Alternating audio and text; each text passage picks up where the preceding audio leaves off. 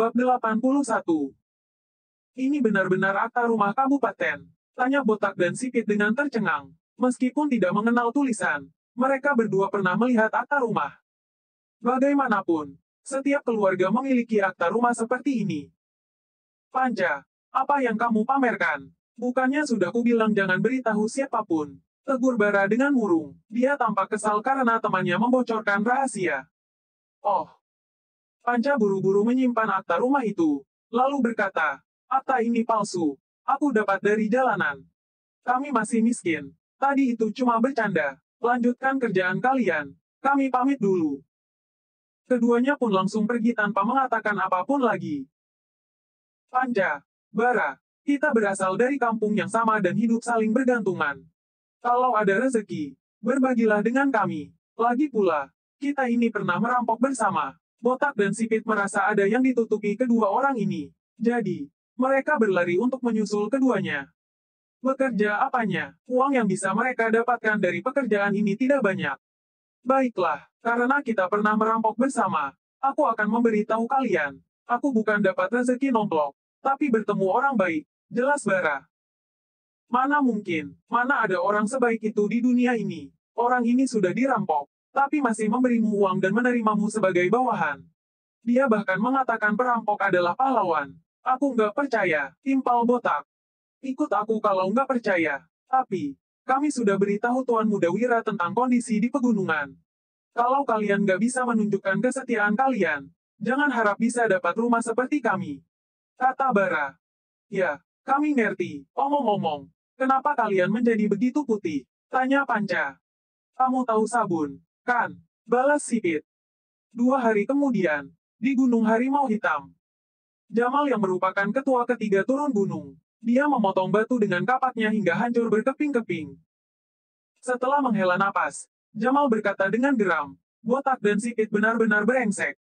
Mereka janji nggak akan pergi ke kabupaten untuk cari wanita, tapi malah nggak pulang-pulang sekarang. Para bajingan ini benar-benar nggak bisa menahan nafsu. Kalau pulang nanti, akan kubunuh mereka semua.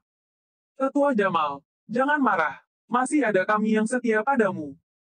Seorang pria kekar bernama Akbar melangkah maju. Wajahnya tampak merah. Dia menepuk dadanya dan menjamin, asalkan kamu menyuruhku pergi, aku janji nggak akan pergi mencari wanita dan pulang dalam 2 hari. Kalau telat sehari saja, Ketua Jamal boleh membunuhku. Jamal pun menggertakkan giginya seraya menatap keempat anak buahnya yang tersisa. Dia menimpali, aku nggak percaya padamu. Kalian berempat pergi bersama saja. Kalian berdua lakukan survei. Sedangkan kalian berdua memantau. Kalau mereka berani pergi ke kabupaten, langsung patahkan kaki mereka. Selain itu, kalian nggak boleh bawa sepeser uang pun. Begitu mendengarnya, ekspresi keempat orang ini seketika tampak getir. Kalau tidak boleh membawa uang, bagaimana bisa mereka pergi ke kabupaten? Mereka akan mati kebosanan kalau hanya melakukan survei. 2 hari berikutnya, di dalam rumah batu milik Kadir. Kadir yang merupakan ketua pertama menunjuk Jamal sembari memaki. Jamal, gimana kamu memimpin bawahanmu? 8 orang pergi melakukan survei, tapi nggak ada yang pulang. Ini sudah 6 hari, tapi mereka nggak kasih kabar apa-apa. Jamal menjawab dengan getir. Kak, setiap kali kita menculik wanita, kamu dan Kak Heru yang selalu dapat duluan. Sisanya pun akan menjadi bagian bawahan kalian. Mereka nggak punya wanita di sini dan sudah menahan nafsu sampai 2 tahun. Setelah punya kesempatan, mereka mungkin jadi lupa diri. Meskipun sangat membenci para bawahannya itu, Jamal harus membela mereka sekarang. Dengan begini, bukan dia yang tidak bisa memimpin, tetapi karena pembagian wanita di desa ini tidak adil. Jika kesalahan ini dilimpahkan kepada Kadir, Kadir pun tidak akan bisa mengurangi jatah mereka setelah pekerjaan ini selesai. Kadir memicingkan matanya sembari berkata, jadi, bisnis ini masih mau dilanjutkan nggak? Kalian masih mau uang nggak? Kalau kamu nggak sanggup, suruh Heru yang urus saja. Petik 2. Nggak mau. Aku bisa sendiri. Jamal berdiri sambil menggertakkan gigi, lalu meneruskan.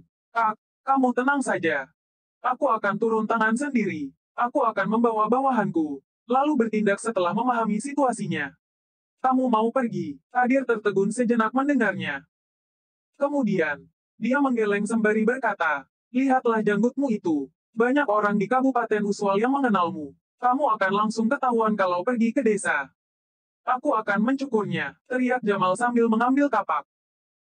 Setelah menggosok wajahnya sebentar, dia hampir mencukur abis janggutnya. Dia melanjutkan dengan tegas. Aku bukan hanya akan membunuh pria bermarga Darmadi itu, tapi juga mencari para bawahan brengsek itu.